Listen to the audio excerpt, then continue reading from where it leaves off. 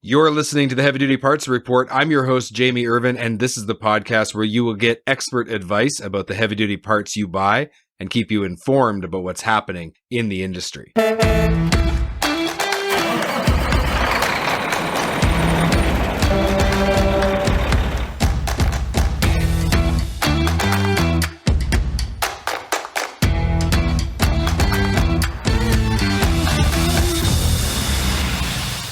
This episode is sponsored by Full Bay. If you own or operate a heavy-duty repair shop, you should check out this game-changing cloud-based solution, and you really can have it all. Efficient techs, faster invoicing, better inventory tracking, and more time with your family. To learn more, go to fullbay.com/HDPR. That's fullbay.com/HDPR today. Welcome to a special edition of the Heavy Duty Parts Report podcast. According to the U.S. Center for Disease Control and Prevention, the CDC, the COVID-19 coronavirus has developed into a widespread pandemic.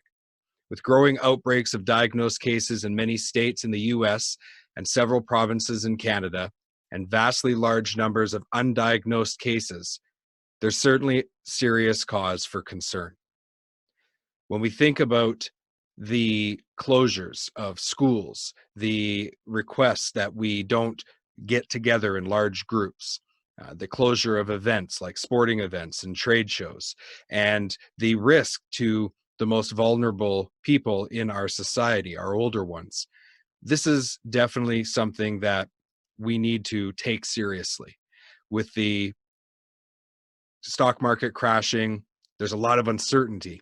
People thinking that, they're living paycheck to paycheck, but they think, if I get sick and I have to stay home for 14 days, what is that going to do to my family? Will I be able to have enough for our mortgage or for rent this month? Certainly, these are difficult times. I have been very fortunate to be part of the heavy-duty parts industry, the trucking industry, for my entire adult career. I've always been involved with the industry in one way or another. And I know the kind of people that make up this industry. We're hardworking. We take care of each other. And I really think that we can be leaders within our industry, leaders in our communities. So let's not give in to fear. Let's not give in to uncertainty. Let's take realistic, practical steps to protect ourselves, our families, our employees, our customers, and our community. When I think of salespeople who their entire job is all about traveling, meeting people, going to trade show events, in-person meetings, right? On the road, one after another, they go to store after store, repair shop after repair shop. The idea of working from home seems like an impossibility. As a service to the industry, I would like to talk about strategies that salespeople can use. I'd like to share with you some of the tools that I use. But I wanted to give as much information here on the podcast, on the YouTube channel, and for free, because I want to help as many people as possible. Now, one of the guidelines for the current COVID-19 pandemic preparation is to prepare for possibly having your employees work from home, and this includes salespeople. Now, companies need to look at fundamental changes, and they needed to look at these changes regardless of the current situation, because the reality is technology is moving us to a world where the way that people buy is vastly different from the decades before. So a lot of the strategies that we're going to talk about today is being pushed to the forefront because of COVID-19 and the coronavirus. But the reality is we should have been looking at this stuff anyway. So I hope that this is beneficial to you. Now, it's a given with the current situation that companies need to make fundamental changes in how they communicate internally and how they move customers through their buying journey. And this involves using digital assets and technology in a new way to reduce human-to-human contact, especially during outbreaks like the one that we're experiencing right now. And let's face it, this probably won't be the last one we have to face in the lifetime of our working careers. Now, the reality is that our current sales model probably needed to be updated to incorporate modern communication platforms anyway, as I mentioned before. So really, this is a perfect time to take decisive action. So I'm speaking to the leadership groups right now of parts distribution companies, dealers with all makes parts programs, manufacturers of heavy-duty parts. It's time to really take decisive action. And this is an area that you can not only protect your employees and your customers, but you can also advance your business.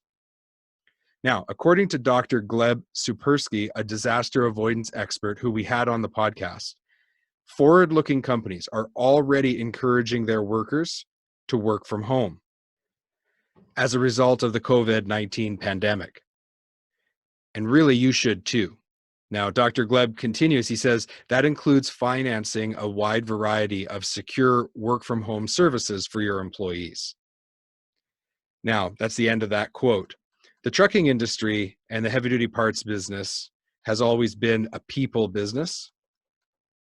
And I can already hear some of the people who've been doing traditional sales for a long time say that, look, it's a people business. We have to have in-person meetings. We have to do regular sales calls to parts stores and repair shops. And we have to attend trade shows and summits and conventions. When you really think about what that means, it means that our entire business relies on relationships and networking done person to person. Dr. Gleb asks some pretty important questions. How can you switch your relationship cultivation and management to virtual venues? Perhaps you can focus more on LinkedIn and other means of networking and relationship maintenance, and less on face-to-face networking events. Then he asks the question, can you shift your team meetings and even bigger corporate events to virtual forums? Instead of in-person conferences, consider doing virtual ones. It's true that it doesn't necessarily have the same impact as a face-to-face meeting, but you'll need to figure out ways of replacing those bonding activities and relationship building with virtual ones. Now, the steps to protecting employees and modernizing the sales process, in my opinion, can be broken down into 3 main steps, and I'd like to review that with you now. Okay, so step 1, finding new customers and keeping in touch with existing customers. Now, here's an interesting thing about communication and the human brain. If you're within 3 to 5 feet of somebody, that's what cognitive scientists call the social zone. It's a place where trust goes way up, because if you don't trust someone and they enter into that space, you're going to move away. Now, if you crop and pre-record videos so that you are within that 3 to 5 feet of the camera, at least that's what the person's seeing on the other end. Or if you position yourself in front of a web camera so that it feels like you're in the social zone, the human brain really can't differentiate between an in-person meeting and a virtual one. And this means that if they keep watching the video that you've sent them, they're going to begin to trust you. And if they watch more videos, that trust is going to go up. And that is definitely good news for all of us. Now, what this means is that your salespeople can develop relationships with prospective new customers and maintain relationships with customers that they've already built an existing relationship with without ever having to actually meet them. Now, you might be saying to yourself, nothing can replace human-to-human contact. And you'd be right in saying that if you were talking about a romantic relationship. Let's just face it, virtual just isn't the same in the bedroom. But we aren't talking about romantic relationships. We're talking about business relationships. And business relationships are different in nature. They are highly social. But business relationships do not require human-to-human contact. And anecdotally, I can prove it. My wife and I had a contracting business from 2009 to 2016 when we sold it to another company. My wife was hired the next day by the company who bought us out, and she continues to work for that business remotely. Now, for the last 6 years, from 2014 to 2020, my wife has handled all communications from new and existing customers and has not met one of them in person. The results have been very good. The business has grown by over 3x from 2016 to 2020. While we own the business, it is true that our workers would go out and work on people's actual residence. But a lot of times those people were at work. And so we had customers that we never met in person. Our team would go do the job. They'd be at work the whole time. They would get home, their house was done. We'd leave a bill in the door and they'd e-transfer us some money. Year after year, we worked with them in that kind of capacity. Now you might be thinking, well, that's just a residential. But we also had strata companies where we never met the property managers, we never met the council members, and we only had brief interactions with the actual tenants just because they might be home and have to move something out of our way while we were doing work. So you might be thinking, well, that's fine that it worked for that business, but it's not going to work for mine.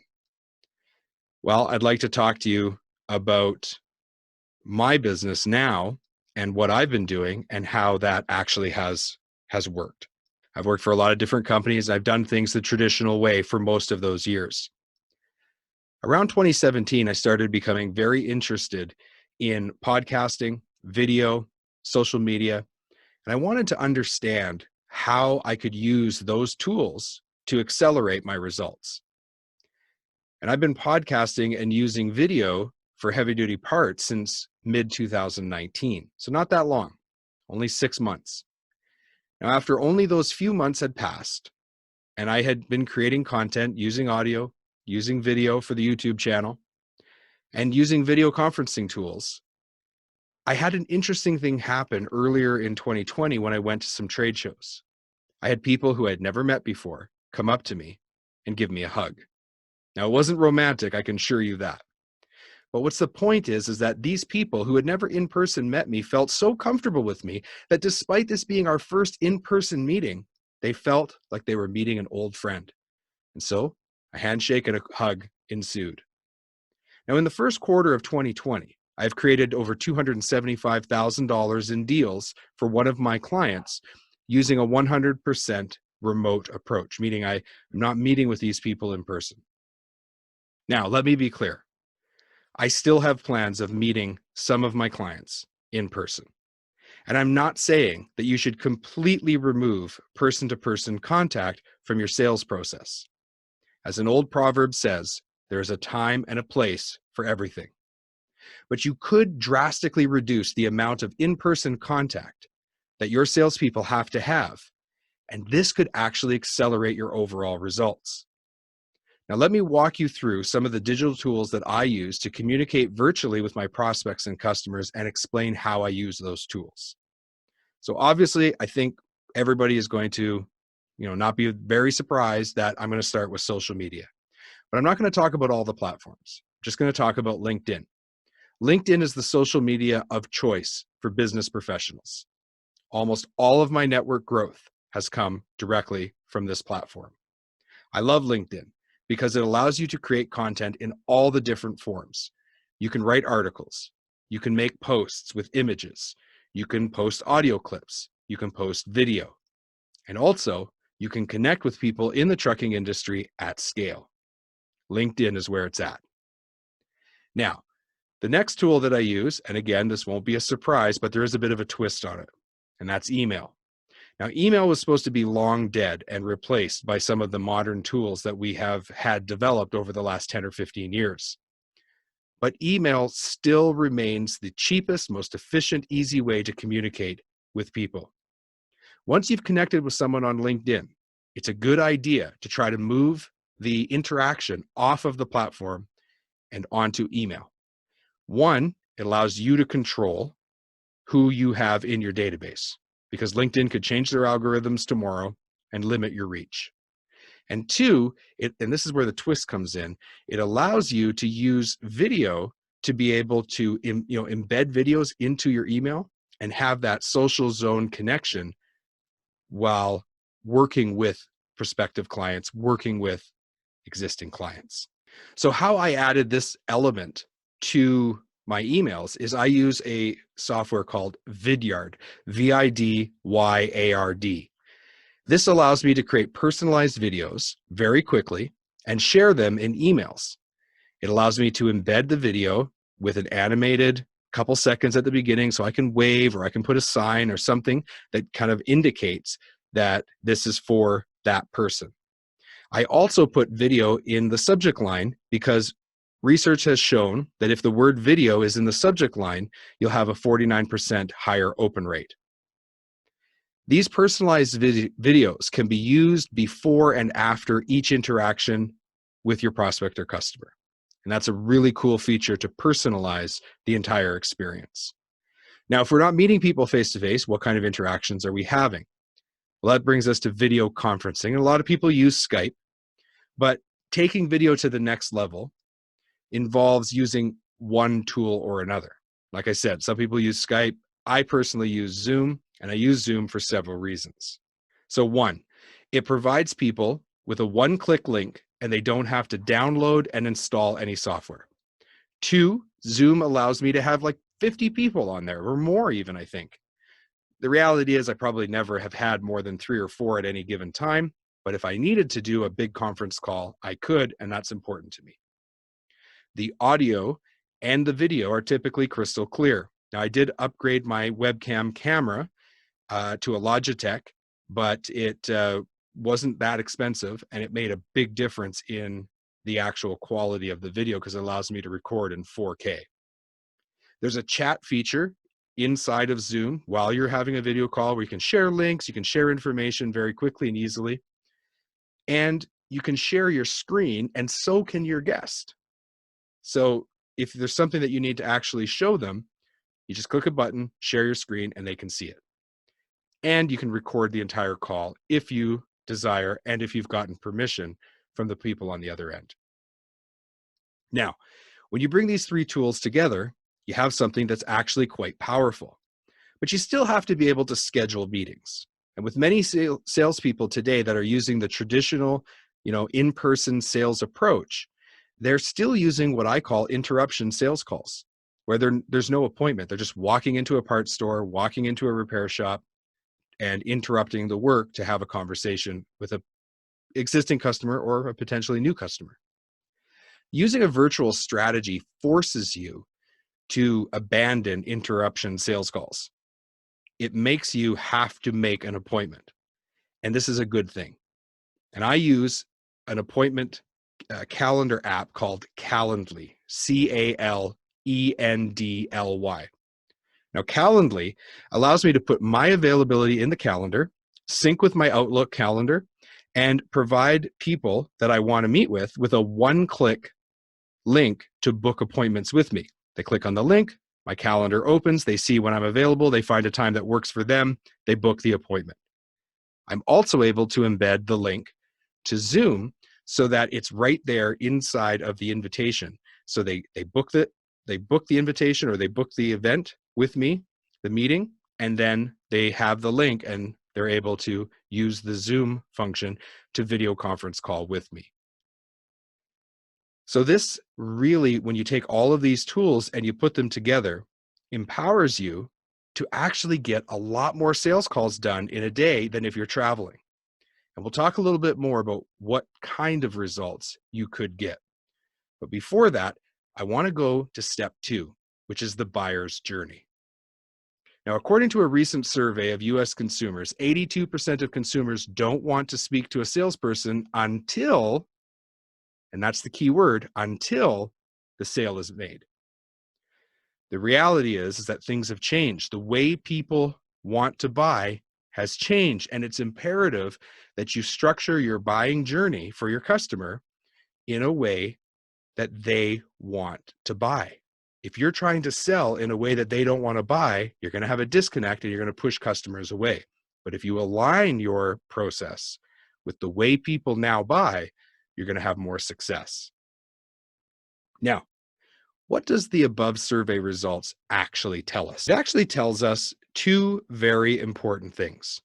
One, people want to research and they want to identify what they want to buy before they interact with the salesperson. And people still want to talk to a salesperson. That's what that word until is so important. It's why it's so important. Because when it's a complex sale, people want to verify that the research that they've done, the decision they've already made, is a good one for them. They want to talk to a salesperson to help them finalize the details. Now, how does that relate to protecting your employees and customers from COVID-19 coronavirus or some other infectious disease?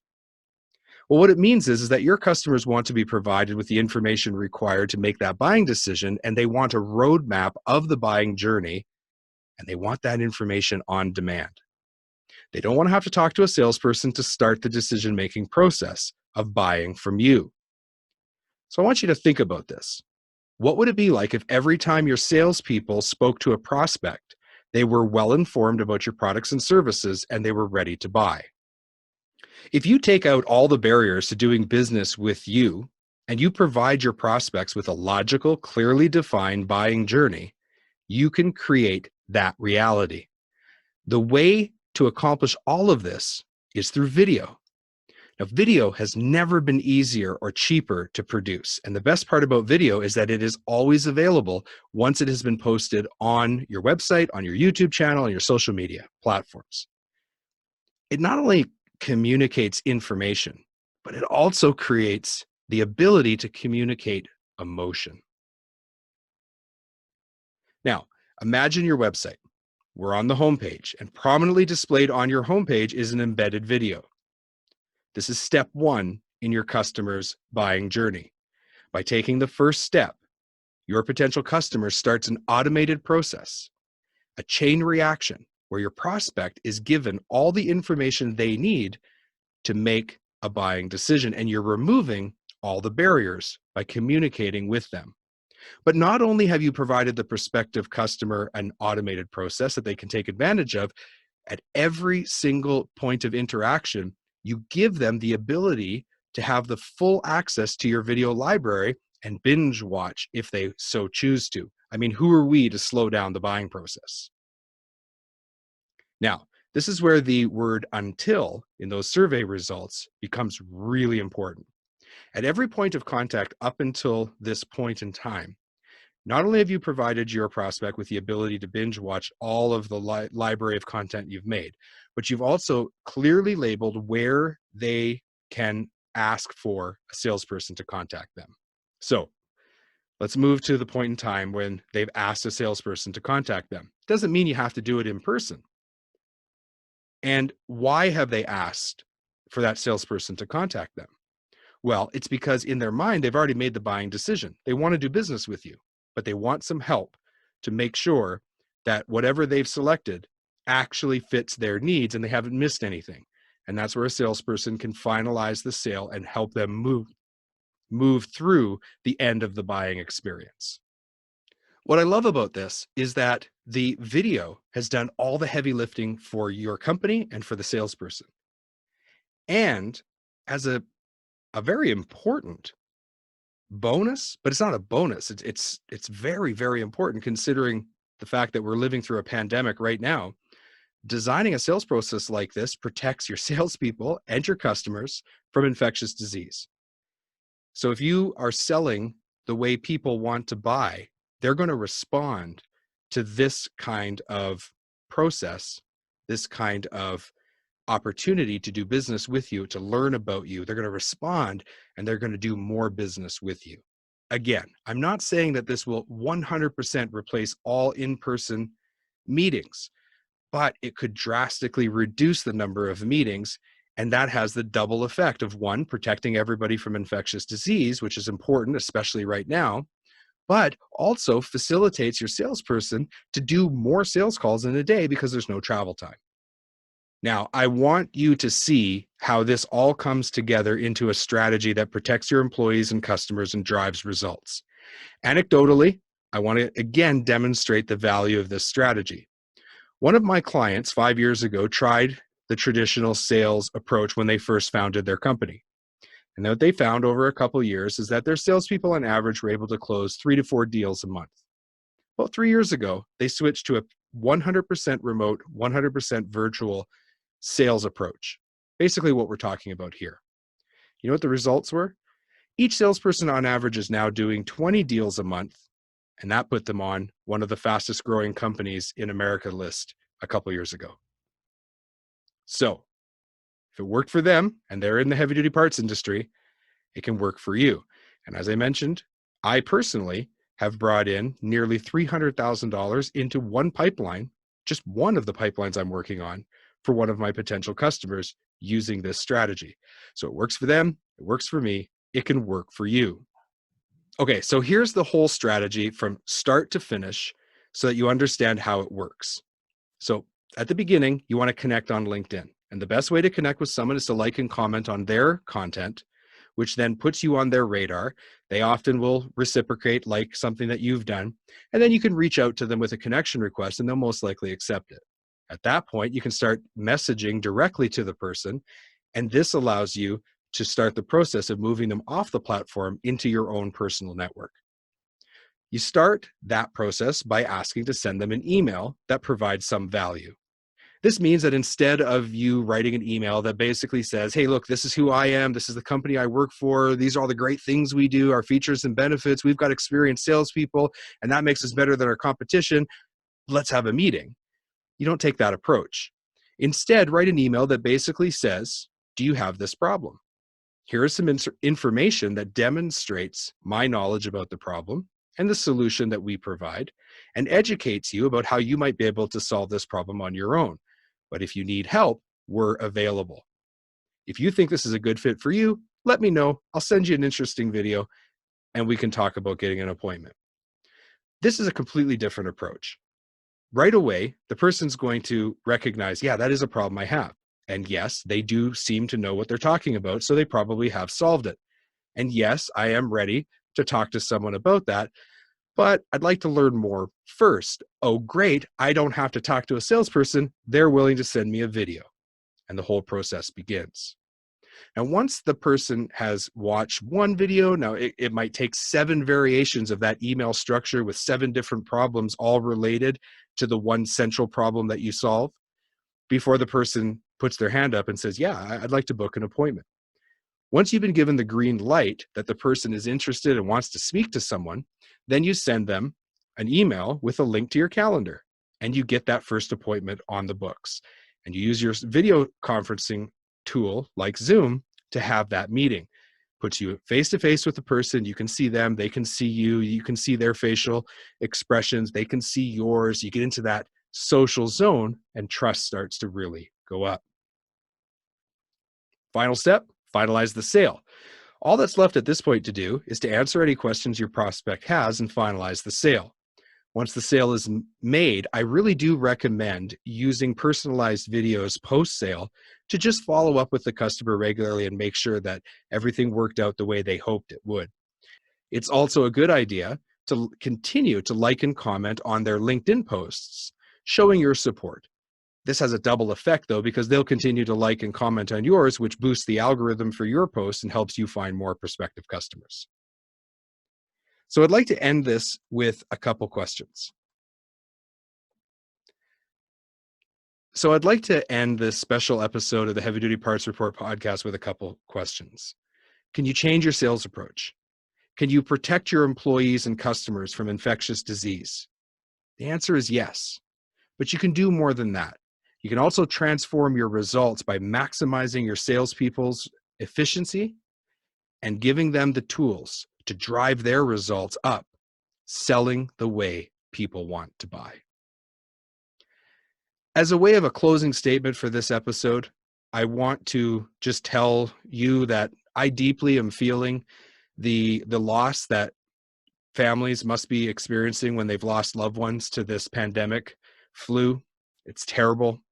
My heart really goes out to people who are struggling financially, who are scared, who are watching maybe some of their retirement fund disappear. And the emotional toll that being forced to self-isolate has on people is going to be significant. We all are experiencing this together, and we need to pull together. We want to make sure we're making sure our neighbors are safe, making sure our families are safe, making sure we're safe, taking care of the people we care about, and being leaders in our community. Don't give in to fear. Don't give in to fear. The human race has survived untold terrible situations. Look back in our history books. You don't have to look very far. We've always endured. And it's sad that we probably will lose more people along the way. But as a group, we are going to survive. We are strong. We are resilient. And if we are leaders, we can solve these problems, and we can move beyond them, and we can thrive once again. Thank you for tuning in to this special episode of the Heavy Duty Parts Report, and good health to you, and my thoughts go to you and your families. Have you subscribed to the podcast yet? Go to heavydutypartsreport.com today to subscribe to the podcast, and don't forget to give us a 5-star rating and review on the podcast player of your choice. I'd like to remind everyone to focus on cost per mile over purchase price, and let's keep those trucks and trailers rolling.